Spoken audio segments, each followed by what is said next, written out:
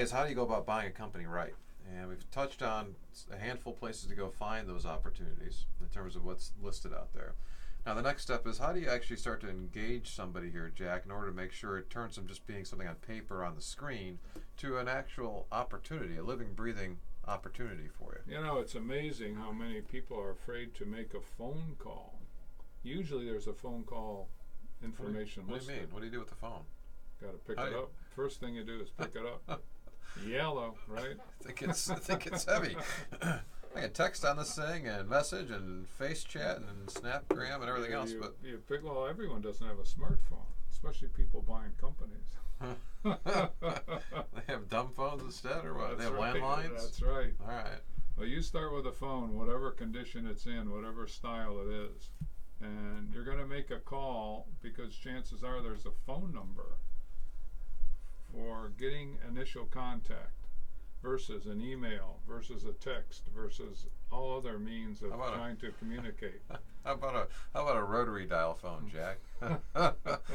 Come back to one of our first clients we helped buy a company. That he and Jack had an ongoing joke about rotary dial phones, and he bought a company about 9 months after he first started looking, and has bought several since and done very, very well for himself. So yeah, rotary dial phones. That was a great picture. There are a few of those out there that we had to go to a toy store to find one because you can't find one at the phone stores anymore. But you start with that. Chances are there's going to be a phone number. Whatever the means of contact, you have to start to engage. That's the operative word, and it's a big word, engage. It doesn't do any good to sit here and look at all these companies in the business ops section and say, I don't like any of those. Get out there and engage. Even a pizza shop. We love pizza shops. Pizza shops are ways to I like good pizza. to get going. What if somebody gave you a pizza shop? Would you take it on? Of course, I like pizza. Even a bad one, whatever that means. If it's bad, you can't fix bad pizza. So what do you say? If I'm picking up the phone, I'm calling you, Jack. You're calling me. I'm the owner of that pizza shop. I'm calling you. Yeah, you're calling me. I don't know. However you want to do this. You want to call me? Why don't you call me? I'll call you. Hello. Adam. What? Is your name Adam? What? No. I'm looking at this biz ops section here, and I see a company for biz sale ops with section. this What are you phone talking number. about? Who is this again? What are you, some curmudgeonly old man Who here? is this? Have I got the right number? You selling the company, or aren't you? Yeah, selling the company. Who are you? I'm somebody who's interested in buying it. I need some information on this company. What do you want? Why don't you come over? We'll talk about stuff. Or Well, I don't know where you are. Tell me a little bit about it. You don't give too much information. I got time. I got somebody. I got a line full of people here. I thought you were calling with my big lunch tour I got coming here. What's your name again? You having a bad day, bud? Time for this. What's your name again? Sometimes you're gonna get strange people on the other end of the line. So they're putting money out to advertise a company, and basically, the wrong person answers the phone or the wrong attitude answers the phone. That's right. One. A curmudgeonly old man called Adam. So it's usually not like that, but it's often like that, and that can discourage you. Now it shouldn't discourage you. It should just make you more resolved to basically pick up the phone and again dial the next one on the business ops. All right, what do you want to offer me, Jack? I don't know enough about this company, so tell me a little bit about it, Adam. What is it? What are you trying to sell? It's the best company ever. The best pizza you could ever imagine. It's fantastic, Jack. You should offer me $1 million for this thing. Yeah. Well, where's it located? Wherever it's located, it'll be okay. I'll come over there and meet you. All right. Make sure you bring your checkbook, all right? So I don't need to get much information because I'm not going to get a whole lot of information other than what's for sale roughly. Sometimes I get a price. Sometimes I get a little background on it, but I got to go visit it. Or have something emailed to me, and some form or another, got to move this along. All right, so it's a very key thing you just said there, Jack, which is you got to go visit it. Why is that key? Big part of the psychology here is you want to be able to see yourself in that place. So again, you start to imagine, okay, can I see myself? Whether it be coming in here every day or multiple times a week, wherever it might be, that can you see yourself owning this place? And it's hard to put your finger on it until you go in there and you look around a little bit, just kind of see. Because sometimes things fit well, or it has a sense for it, or who knows what kind of memories it might bring up for you in terms of, hey, I feel good or don't feel good about this place. Well, the great clarifier is it depends. So if you're looking at a big purchase price in terms that that seem to be a little unfavorable to you, you're not going to see yourself nearly as much as if those two key points are somewhat in your favor. But yeah, that's right. You gotta go into it, and you gotta see yourself there. Well, that's why it's important for our point about if they gave it to you. Mm-hmm. Again, picture them giving it to you. Picture however you need to picture that if they gave me this company, could I see myself there? Because if you couldn't see yourself there, you stop. You stop before you go any further. That rarely happens. You can usually make yourself see yourself there in almost any opportunity if the price were right. If they gave it to you, you can rationalize that. So the key is, how do you find deals like that? Well, you don't go out looking for deals like that per se, although you can, but you want to go out and you want to educate yourself to the variety of opportunities out there in the small business world. And there's a lot of them. All right, so it starts with a phone call. I agree. Phone call, and sometimes they may not let you do a phone call. They may be, depending which of the handful of folks we talked about. If you're going through like a broker, often there might be a form to go fill out, or they have your email. But yeah, you want to reach out and get the idea and the goal of that phone call, the email, the letter, whatever you're going to do is to get out and see the place. That's right.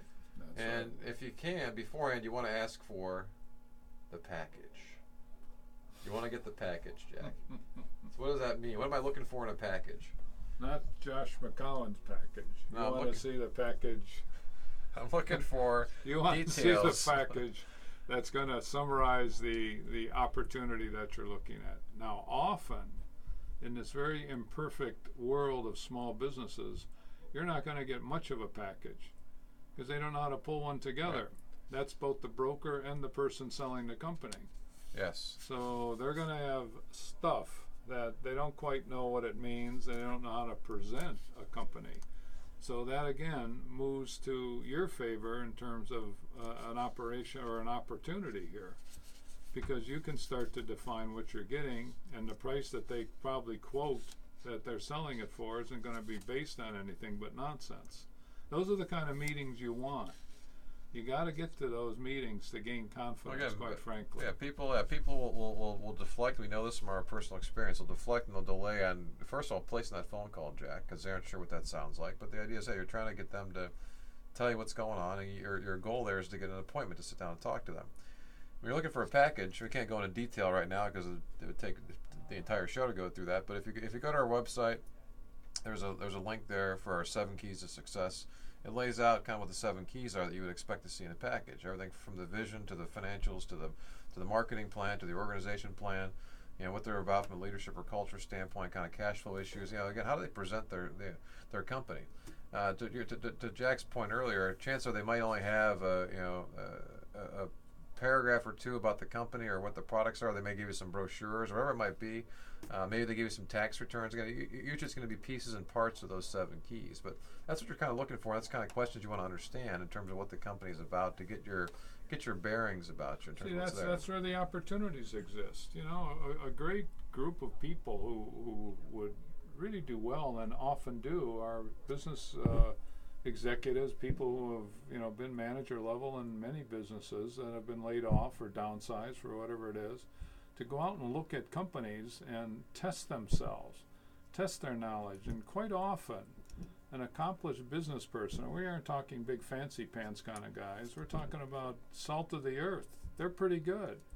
And they don't think of themselves as getting a company. They don't think of themselves being wealthy enough or have enough resources or taking a big chance. And it's not that ominous once you start to kick the tires, so to speak, on these companies. Well, the chances are what they'll find is they'll be surprised at how the owner either doesn't have the information available that they might be asking about or can't answer the questions, or they don't think about the business from that standpoint. That's not how they were trained. It's not what they are necessarily good at. If they're a pizza shop, chances are they're pretty good at making pizzas. Maybe they're good at sales, or it might be, but usually they aren't necessarily thinking about it in terms of how an executive, whether it be fancy pants or not fancy pants, kind of thinks about stuff. So, to your point, Jack, until you get out there and start to talk to some folks, you don't know how good you are yet. That's right. And that's a big revelation when you get out there. And chances are, if you've moved along to where you've got the opportunity, you're pretty good to get to that point. So, phone call. old-fashioned phone calls, folks. Kind of get it, and sometimes you might call and the phone keeps on ringing. Well, you call back at a different time. Pick a different time of the day. Usually first thing in the morning or later in the day often is a good time to get somebody, because during the course of the day, chances are, part of the reason why they might be selling it is because they're busy working in the business and they're busy doing that stuff, so that they're helping to produce the product or service. So they might not be available to you during the normal course of the day. But if you call them at 6:30, 7 o'clock in the morning before the day kind of starts, they'll probably be there. Or you call them 7 o'clock at night, chances are they're probably going to be there and they'll be available to take your phone call. All right, stay tuned. We come back for our last segment, Jack. We can get back to where we started here a little bit in terms of how do you kind of put offers out there, start to negotiate a little bit. I got to be helpful for folks as well. Sure. So